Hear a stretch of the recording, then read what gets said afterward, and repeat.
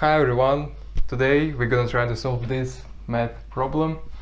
We wanna find the number x, where x is congruent to 3 mod 9 and 2x is congruent to 1 mod 13. In order to start, we wanna write this down in more simple form.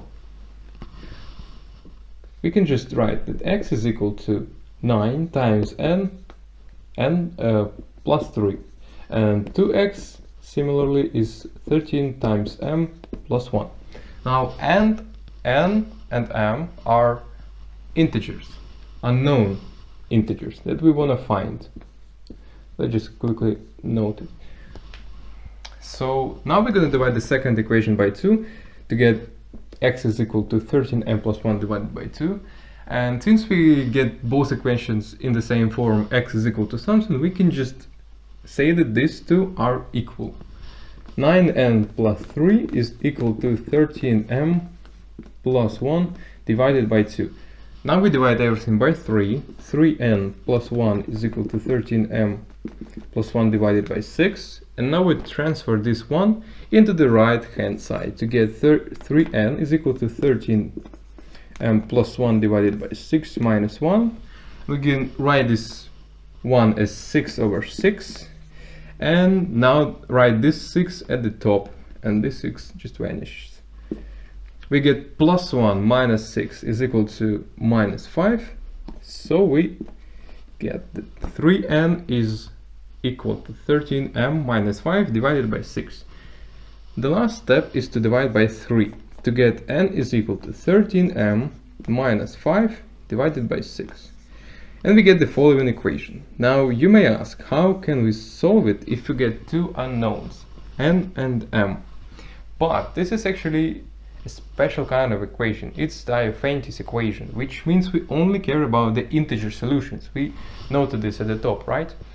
So in order to solve it, we're gonna first make some observations about it. I'm gonna write it down at the top. And we're going to talk what we can say right away about this equation. We got n is equal to 13m minus 5 divided by 18. So observation number 1. Suppose that we found a solution. We found a solution m is equal to a, where a is some integer, and we plug it in here and get n as also an integer. Then we can, for a fact, know that we found infinitely many solutions, because m is equal to 18k plus a will also be a solution, where k is just any integer. How can we prove that? Well, we can just plug this into here and see if we get n as an integer. We're gonna have 13 times 18k plus a minus 5 divided by 18. And what I'm going to do next is I'm going to combine this in a following order. So I'm going to write 13 times a minus 5 divided by 18, and then 13 times 18k divided by 18 gonna give us plus 13k, because 18s cancel out. And now look at this. The first one is an integer, because a is a solution to this equation where n is an integer. We just postulated it, right? And 13k is of course also an integer, because k is an integer. And if we get the sum of two integers, this is also an integer. Therefore, we just plugged this in here and got that n is an integer. Therefore, this is the solution. Now, once we prove this, we actually narrow down the interval to search for a solution quite significantly. We only have to check m is equal to 0, 1, 2, and so on up to 17.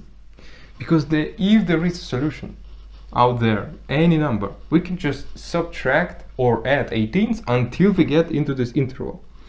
If there is no solution in this interval, there will be no solution at all. But it's still quite a lot, 18 numbers. We don't want to plug 18 numbers right here and check every time. Therefore, we're going to make another observation about our equation. Observation number 2 is going to be the following. If m is an integer, it means that 13m minus 5 must be divisible by 18. But if it is divisible by 18, it also must be divisible by 6, because 18 is divisible by 6. We can write it down as 13m minus 5 is congruent to 0 mod 6. We transfer the 5 to the right hand side to make it 13m is congruent to 5 mod 6. And now what we have to notice is that this equation actually means that m is congruent to 5 mod 6. So why is that? Well, the reason is that 13 is actually congruent to 1 mod 6. So if we multiply these two numbers, we also multiply their remainders and then take mod 6, but in this case 5 times 1 is just 5, which is 5 mod 6, right? So we narrow down our possible solutions to this particular property of the number. It has to have a remainder of 5 when we divide it by 6. And there are only 3 numbers from the interval that we got from observation number 1 that have such a property. Numbers are 5, 11, and 17. So we can actually go further and make another observations which narrow this interval, which make this interval smaller, but it's actually easier to just check 3 numbers, plug them here, and see if we get an integer out here. So let's actually do it. We're gonna start with the smallest. M is equal to 5. Let's just quickly plug it in and check if we get n is an integer. So 13 times 5 minus 5 divided by 18.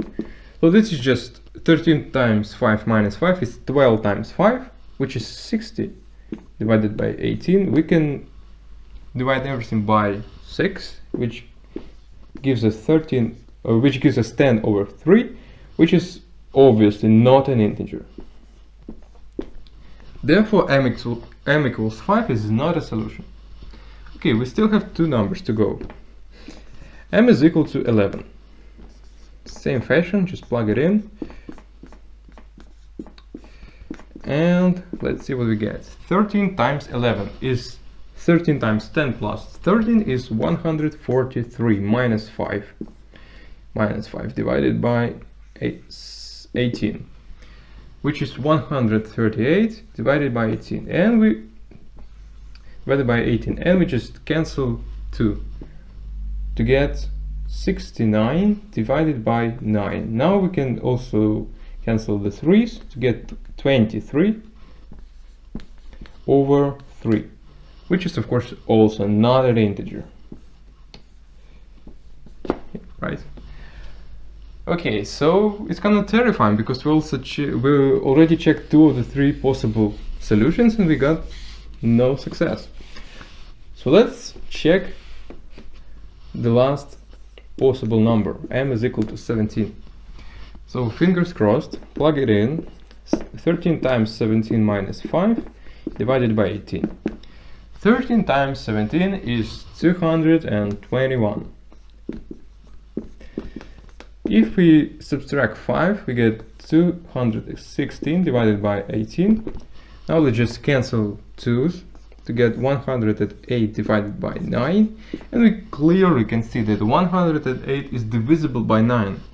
And it gives us 12, right? Because it's 90 plus 18. And finally, we get a solution. Because we substitute m is equal to 17 and got an integer for n. But if you remember our first observation that we did, we proved that if we get at least one solution, then we get actually infinitely many solutions. We just want to add 18 however times we want to get all the other solutions. Therefore we can write m as 18 times some integer k plus 17. Now if k is equal to 0, then we get just normal solution that we just found. M is equal to 17, n is equal to 12. But if k is not equal to 0, then n won't actually be equal to 12, we just found.